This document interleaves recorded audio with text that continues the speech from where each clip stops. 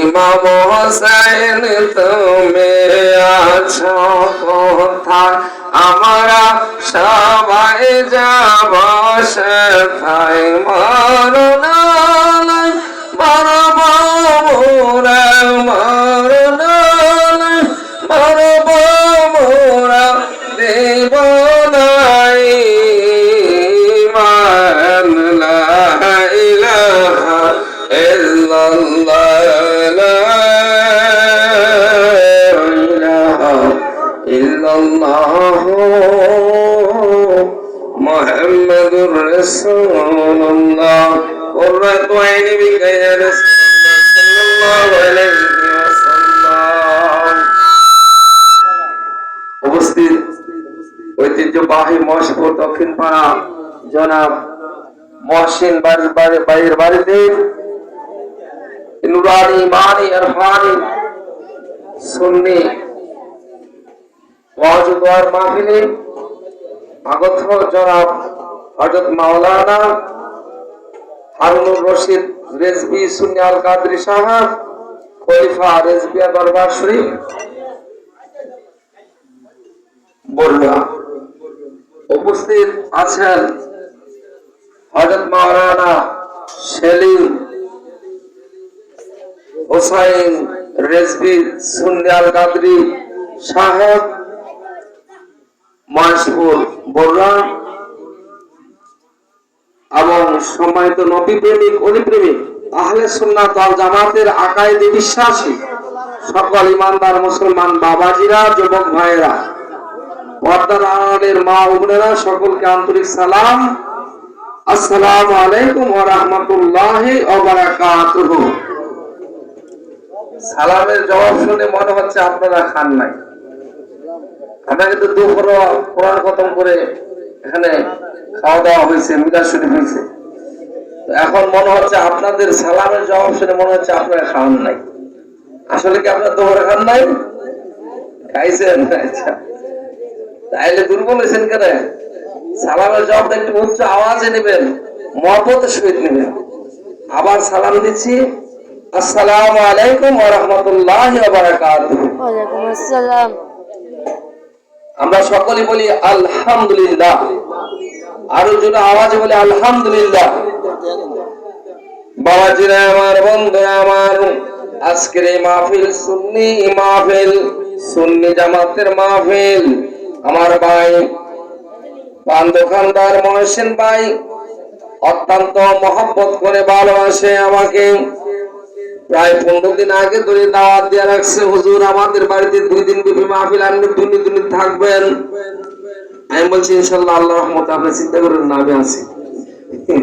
তো যাই হোক, আমার ভাই মায়ের ভক্ত, হ্যাঁ, তো মায়ের ভক্ত, তো মার যে খেজমত করতে হবে ফরজ, আল্লাহ কোরআনে জানিয়ে দিয়েছেন। সুবহানাল্লাহ, সুবহানাল্লাহ। ওয়াকালা রাব্বুকা ওয়াবিল ওয়ালিদাইনি ইহসান। আল্লাহ পাক রব্বুল আলামিন বলেন, তোমরা আমার সাথে কাউকে শরীক করিও না আমার ইবাদতের ক্ষেত্রে, এবং মা বাবার অবাধ্য হইও না। মা বাবার সাথে ইহসান করো।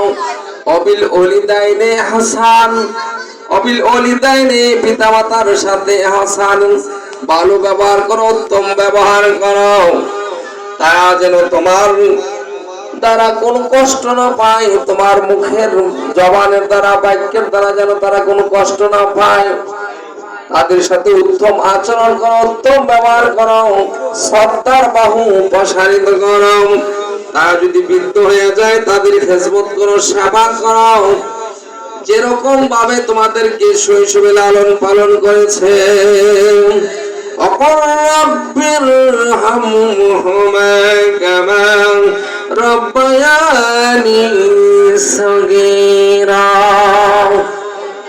যেরূপে তোমাদেরকে শৈশবে লালন পালন করেছেন, ঠিক তদ্রূপ ভাবে তাদেরকে তোমরা খেদমত করো, সেবা করো। আল্লাহ দোয়া শিখে দিয়েছেন, হে আল্লাহ, হে আমাদের প্রতিপালক, আমাদেরকে যেভাবে পিতামাতা শৈশবে লালন পালন করেছে, এ আল্লাহ তুমি তাদেরকে তদ্রূপভাবে লালন পালন করিও।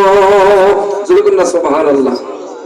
ওকুর রাব্বির হামহুমা কামা রাব্বায়ানি সগীরা। আল্লাহ পাক দোয়া শিখিয়ে দিয়েছেন, যদি কোন সন্তান পিতা তার অবাধ্য হয়ে থাকে, তার নামাজ রোজা সকল জিন্দেগি বন্দেগি সব কিছু বরবাদ হয়ে যাবে, জাহান্নামী হয়ে যাবে।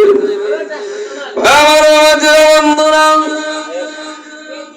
অলিকুল সম্রাট মাহবুবে সুবহানী কুতুবে রব্বানী শেখ সৈয়দ মহিউদ্দিন বরফির আব্দুল কাদের জিলানী আল গিলানী আল হাসান আল হুসাইনী বাগদাদী রাদিয়াল্লাহু তাআলা আনহু ওই জীবনের মধ্যে আমরা পেয়েছি মুসলমান ইমানদার একজন ব্যক্তি ছিল, নবীর আশিকায়ে রাসূল। ওই খ্রিস্টানদের পাদ্রীর সাথে ওই সিরিয়ার জমিনে বাস রাখছে, মোনাজারা রাখছে। ওই মুসলমান আশিক রাসূল তিনি বললেন আমার নবীজি হলো সর্বশ্রেষ্ঠ নবী। আর খ্রিস্টান ব্যক্তি বলতেছে আমার নবী ঈসা নবী হলো সর্বশ্রেষ্ঠ। এখন এ নিয়ে বাহাস চলছে। আবার ঈসা নবীর উম্মত বলে যদি তোমার নবী সর্বশ্রেষ্ঠ হয়ে থাকে তাহলে তুমি তার প্রমাণ দেখাও। আমার নবী তো ওই মরা মানুষ চিন্তা করতে পারত,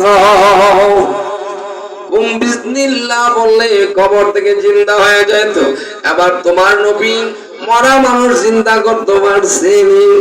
এবার শেখ রাসূল আমাদের নবীর উম্মত এই কথাটা তার জানা ছিল না, সে জবাব দিতে পারতেছে না। এই মুহূর্তে নবীজিকে